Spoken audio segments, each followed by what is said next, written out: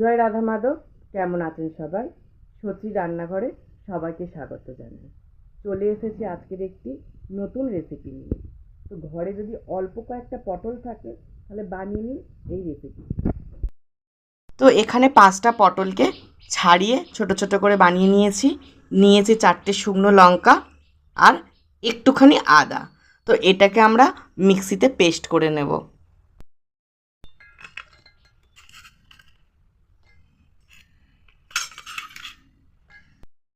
তো পটলটাকে আমরা একটুখানি জল দিয়ে মিক্সিতে পেস্ট করে নিয়েছি।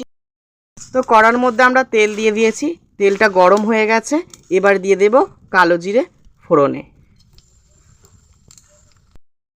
তো ফোড়নটা হয়ে গেছে, এর মধ্যে এবার পটল বাটাটাকে আমরা দিয়ে দেব।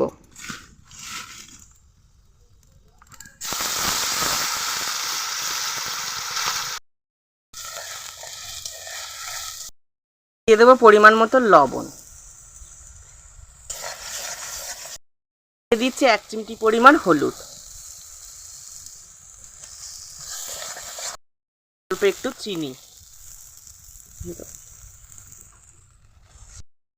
তো এটাকে নাড়াচাড়া করতে করতে দেখুন অনেকটা শুকনো হয়ে গেছে, কড়া থেকে ছেড়ে ছেড়ে যাচ্ছে।